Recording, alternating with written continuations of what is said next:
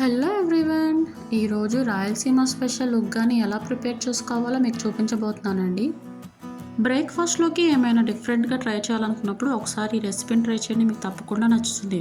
And ఇది ఈజీగా 15 మినిట్స్లో ప్రిపేర్ చేసేసుకోవచ్చు. ఒకసారి ఈ రెసిపీ ఎలా ప్రిపేర్ చేసుకోవాలో మేకింగ్ ప్రాసెస్ని చూసేయండి. ముందుగా నేను 7 గ్లాసుల వరకు మరమరాలు తీసుకున్నానండి. వాటిని వాటర్లో వేసుకుని ఒకసారి వాష్ చేసుకుని నీళ్ళు లేకుండా పిండేసుకుని పక్కన పెట్టుకోవాలి. ఇక్కడ నేను 7 గ్లాసుల వరకు మరమరాలు తీసుకున్నా కదండి. సో ఇది ఒక 3 మెంబర్స్ వరకు హ్యాపీగా బ్రేక్ఫాస్ట్ కింద సర్వ్ చేసుకోవచ్చు. సో ఉగ్గానికి మెయిన్ టేస్ట్ అయిన పుట్నాల పౌడర్ని ఎలా ప్రిపేర్ చేసుకోవాలో ఒకసారి చూసేయండి. ఈ పౌడర్ ప్రిపరేషన్ కోసం ఇక్కడ నేను 1/2 కప్ వరకు పుట్నాలు తీసుకున్నానండి. అలాగే చిన్న ఎండు కొబ్బరి ముక్కను కూడా తీసుకోవాలి. 5 నుంచి 6 ఎండుమిర్చి, అలాగే 8 నుంచి 9 వరకు వెల్లుల్లి రెబ్బలను తీసుకోవాలి. వీటన్నిటిని మిక్సర్ జార్లోకి వేసుకుని ఫైన్ పౌడర్లా గ్రైండ్ చేసుకుని పక్కన పెట్టుకోవాలి.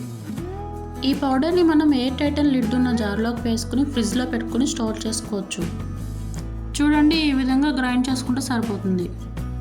నెక్స్ట్ టొమాటో, ఆనియన్స్ అలాగే పచ్చిమిర్చిలను కట్ చేసుకుని రెడీగా పెట్టుకోవాలి. తర్వాత స్టవ్ ఆన్ చేసి కడాయి పెట్టుకుని అందులోకి 2 టేబుల్ స్పూన్స్ వరకు ఆయిల్ వేసుకోవాలి. ఆయిల్ వేడెక్కిన తర్వాత 3 టేబుల్ స్పూన్ పల్లీలు అలాగే 2 టేబుల్ స్పూన్స్ సాయిగులు వేసుకోవాలి. అవి ఎర్రగా అయ్యేంత వరకు కలుపుకుంటూ వేయించుకోవాలి.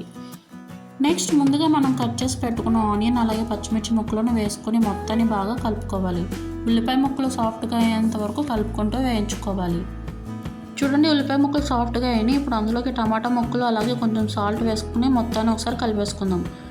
నెక్స్ట్ టమాటో సాఫ్ట్గా అయ్యేంత వరకు మగ్గించుకోవాలి. చూడండి, టమాటో సాఫ్ట్గా అయ్యాయి. ఇప్పుడు అందులోకి 1/2 స్పూన్ పసుపును వేసుకుని ఒకసారి మొత్తాన్ని కలుపుకుందాం.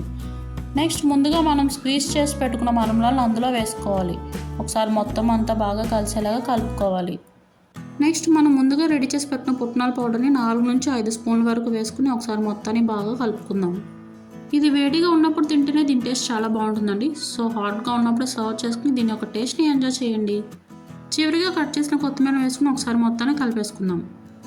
అంతే అండి, ఎంతో సింపుల్గా చేసిన రాయలసీమ స్పెషల్ ఉగ్గాని రెడీ. ఒకసారి ఈ రెసిపీని మీరు కూడా ట్రై చేసి ఎలా వచ్చిందో కామెంట్ బాక్స్లో కామెంట్ చేయడం మాత్రం మర్చిపోకండి. మరొక రెసిపీతో మళ్ళీ కలుద్దాం. అంతవరకు సెలవు.